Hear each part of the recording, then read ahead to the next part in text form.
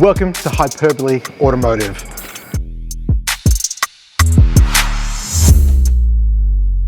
Thank you for stopping by Hyperbole Auto. You know, the way I like to think of ourselves is a small community of like-minded car people with no actual specifics about what we like whether it's ratty budget track day Hondas or sexy JDM stuff, or is it a big truck with a big V8? I don't know, man. It's the stuff I like. And hopefully the stuff I like, the stuff that we like in here, is stuff that you guys like. And that's what we're aiming to do. We're trying to be cool stuff that you guys get to hang out with, experience, come along for the journey. We're going to break a lot of stuff. And I apologize in advance to my bank account and to the good people at CommBank. That's going to hurt. But regardless, we get to make some fun content.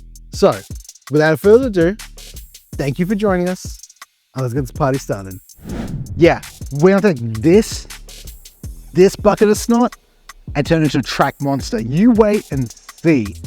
Because we've got the friends at Just Pro Tools who are going to help us build this bad boy into a track monster come October. Watch and see. Look, I know it feels like we're going to slap this thing together, but believe it or not, this goes back to at least, 6 weeks when we kind of made this up on a napkin at Fox Friday in Richmond. By the way, check out that pork belly, amazing. But I digress. Why a Honda Civic, Sean? Like, you grew up around Nissans and Datsuns, and this is the track car? Do you guys remember the Nugget Nationals back when the Nugget Nationals were the Nugget Nationals? Like, now it's open to everyone and it's still the same cool people.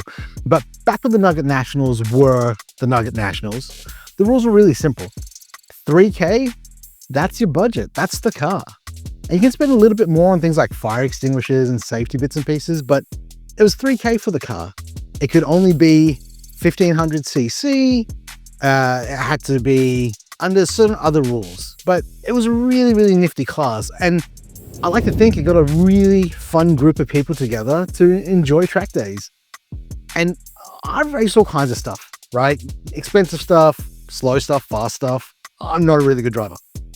But what I do love is cars. I love tinkering. I love playing. I love building. My partner would say I love just collecting parts, but that's part of it too. But anyway, so what you're seeing here is the glorious 1994 Honda Civic in a sedan because I couldn't afford the hatch. So I like to pretend that the sedan's what I wanted, but we all know it was the hatch. I know, don't put it in the comments. I already know.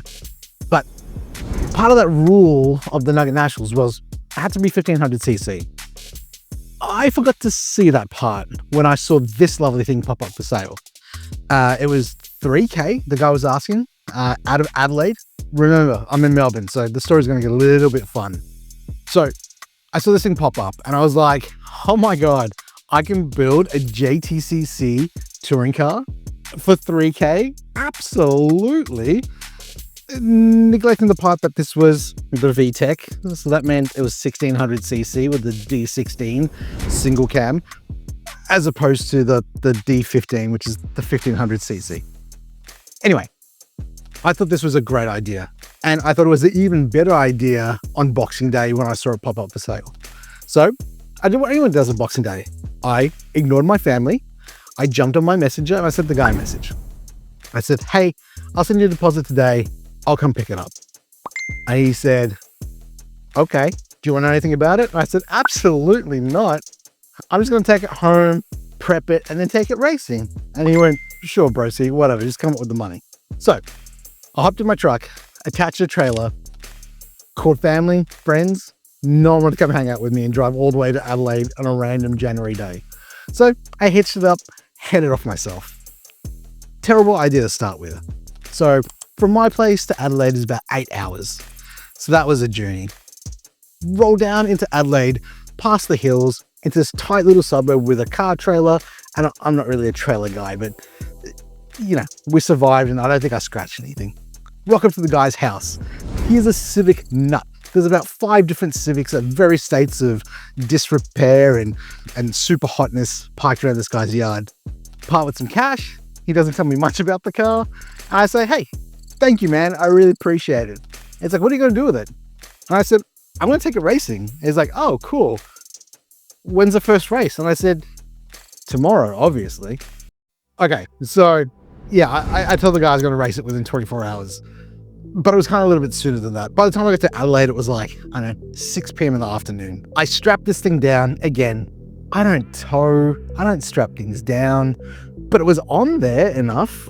And then I turned around out of Adelaide and I started to drive way back up that huge hill that goes into Adelaide. If you've ever driven into Adelaide, gorgeous city. And then I ended up driving all the way back out to the Bend. Now, if you don't know what the Bend is, it's this phenomenal new facility on the outskirts of Adelaide, or South Australia, effectively. It's kind of like an hour out and about an hour into the state. And it's surrounded by nothing, literally nothing. But it's got this gorgeous new drag strip and this huge circuit that they can cut up and configure in all kinds of different ways. And the way that they run those track days are superb. Effectively, open pit lane, you cruise in and out as you need to. And it just so happened to be 42 degrees. So anyway, I roll into Tailem Bend. Luckily for me, there's a lovely hotel right above the pits. Get my room, head upstairs, get some shut-eye.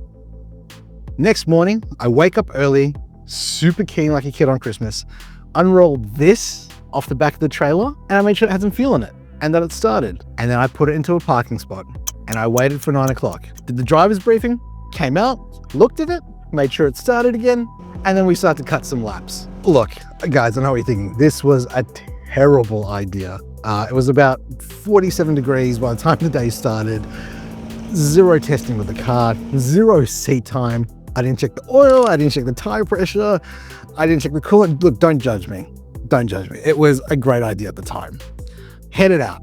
The thing cut laps all day. I think I made it all the way to about, I don't know, 2 p.m.-ish. And it was getting hot. It was getting really hot. So I did what anyone did. I ignored it and I kept cutting laps. And then I thought, you know what? I'm going to drive 8 hours back home. So about 3 o'clock, I shut it off while it was still boiling and bubbling and the coolant was kind of spewing out of bits and pieces. I shut the bonnet and I walked away and rolled back into the trailer, strapped it down and headed on home. After a massive journey, got it home, day successful, car didn't blow up. It wasn't falling apart when I left the track day, so technically it was still together. Got it home. From that point, the next track day, which was the first Noga Nationals event, was actually in 2 weeks. So I did what anyone did. I bought some brakes. I changed the oil this time. I actually checked the coolant in between, and that was all super duper. I did pick up some T37s in Mag Blue, which are somewhere behind me, and they are super hot, and I'm super glad I spent way more on the wheels than I did on the car because, let's face it, the wheels make a car. But I jammed on those T37s. They had some super old slicks on them, but at this point, it didn't really matter because I was going racing again in the Civic, and why the heck not? Anyway, so this time I felt more prepared, and we headed on out to Bryant Park for round 1. The car did great. I'd never driven Bryant Park. I never really hammered the Civic like I did around that small little circuit. It really catered to its characteristics, like really revvy, able to dart in and out. I got the tail out a few times because I was a bit overzealous in the way I was driving, but it was a hoot. In fact, check out this clip.